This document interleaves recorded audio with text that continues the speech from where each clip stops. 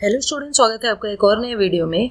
आज हम राजा राव की फेमस नॉवेल कंथापुरा की समरी को अच्छे तरीके से समझ रहे हैं। ये नॉवेल इंडिया की फ्रीडम स्ट्रगल से इंस्पायर्ड है। खास तौर पे गांधी जी के जो विचार थे उन विचारों को इस नॉवेल में बहुत अच्छे से पेश किया गया है इस नॉवेल के प्रोटैगनिस्ट के द्वारा, यानी जो मेन कैरेक्टर है उसके द्वारा। तो चलिए अब हम लोग इस नॉवेल के इंट्रोडक्शन को देखते हैं और उसके बाद फिर समरी को स्टार्ट करते हैं। कंथापुरा को 1938 में लिखा गया था और जैसे मैंने आपको बताया कि इसकी जो स्टोरी है वो इंडिया की फ्रीडम स्ट्रगल के बारे में है और जो नॉवेल है उसमें महात्मा गांधी के टीचिंग्स के बारे में बताया गया है और महात्मा गांधी की टीचिंग्स का कंथापुरा नाम के गांव पर क्या असर पड़ा, खास तौर पर ये बताया गया है। This is Raja Rao most well known and acclaimed books. तो ये राजा राव की बहुत ही फेमस नॉवेल है और इसकी बहुत ज़्यादा तारीफ हुई है, अक्लेम्ड बुक है ये। और ख़ास तौर पे ये जो बुक है वो इंडिया के कास्ट सिस्टम को क्रिटिसाइज करती है। तो चलिए अब हम लोग इस फेमस नॉवेल की समरी को अच्छी तरीके से समझते हैं। तो नॉवेल की शुरुआत होती है जहाँ पर हम एक अचक्का नाम की एक बूढ़ी औरत को देखते हैं जो इस कहानी को एक पुराण के तौर पर सुना रही होती है। एक पुराण एक ओल्ड मैन्युस्क्रिप्ट होती है, यानी कि एक बहुत ही पुरानी कहानी। तो वो इस कहानी को सुना रही होती है। तो कंथापुरा जो गांव है उसमें जो कास्ट सिस्टम है वो बहुत ज़्यादा स्ट्रिक्ट है और यहाँ ये जो गांव है उसे हाई कास्ट के ब्राह्मण्स चलाया करते थे और यहाँ पर एक लो कास्ट के लोग भी रहा करते थे जिन्हें परिया कहा गया है नॉवेल में। और गांव के जो लोग हैं वो बस फेस्टिवल्स के दौरान एक दूसरे के साथ ट्रूली यूनाइटेड हो पाते थे।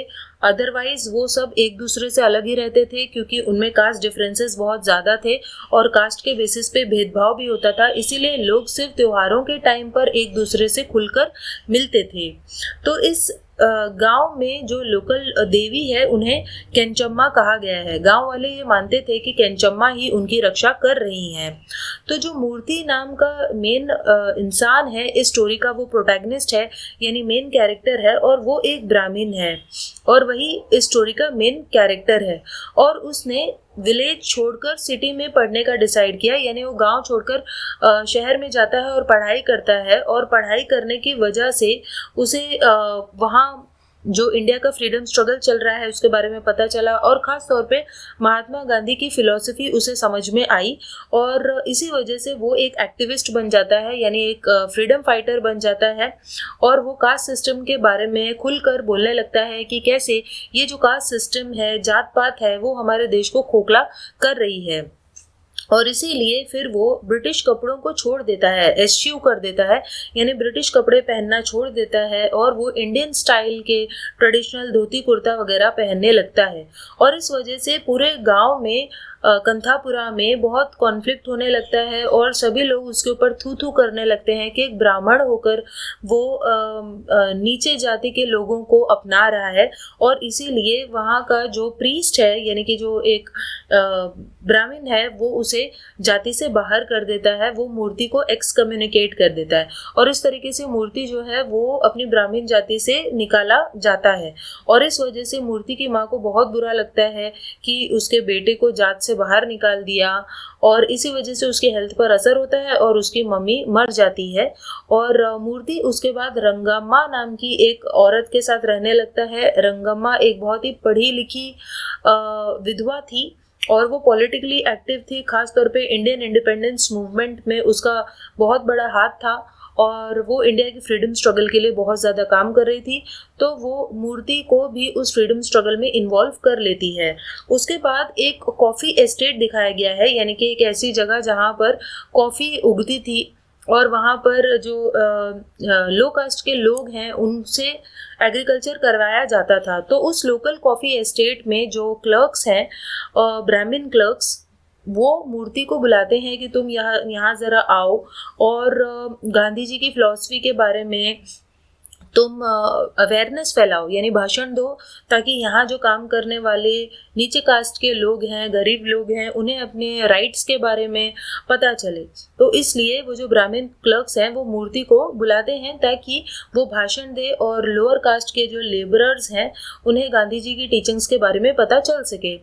लेकिन जब मूर्ति वहाँ पहुँचता है तो वहाँ का जो लोकल पुलिस वाला है जिसका नाम है बड़े खान, वो उसे बहुत ही बुरी तरीके से मारता है और उसे भगाने की वहाँ से कोशिश करता है। लेकिन तभी वहाँ पर वो सारे लेबरर्स आ जाते हैं, कामकाज करने वाले, वो नीचे जाति के लोग आ जाते हैं और वो मूर्ति के लिए मूर्ति का साइड लेते हुए बड़े खान को ही वो मारने लगते हैं। और उसके बाद क्योंकि उन्होंने एक पुलिस वाले के ऊपर हमला किया था इसलिए उन सारे लेबरर्स को उनके काम पे से निकाल दिया जाता है और एस्टेट से बाहर निकाल दिया जाता है। और इसके बाद मूर्ति और ज़्यादा पॉलिटिकली एक्टिव हो जाता है और वो गांधी जी का एक बहुत ही स्टॉन्च एली यानी समर्थक बन जाता है। उसके बाद वो 3 दिन तक फास्ट करता है यानी कि उपवास करता है ताकि वो इंडिया के कॉलोनियल रूलर्स यानी ब्रिटिश के खिलाफ प्रोटेस्ट कर सके, इसलिए वो 3 दिन का उपवास करता है। और जब वो ऐसा उपवास करता है तो उसे ये एक्सपीरियंस बहुत अच्छा लगता है कि वो अपने देश के लिए कुछ कर रहा है। उसके बाद फिर कंथापुरा में गांधी जी के ही लीडरशिप में एक इंडिपेंडेंस कमेटी बनाई जाती है और मूर्ति ही उसका लीडर बन जाता है। उसके बाद मूर्ति को ब्रिटिश गवर्नमेंट हमेशा ब्लेम करने लगती है कि इस मूर्ति की वजह से हर जगह वायलेंस, लड़ाई झगड़ा होता है और इसीलिए मूर्ति को अरेस्ट कर लिया जाता है। और जब उसके कमेटी वाले बेल पर उसे छुड़ाना चाहते हैं तो मूर्ति कहता है कि नहीं, तुम लोग कोई पैसे मत भरो। और उसके बाद मूर्ति 3 महीने तक जेल में ही काटता है।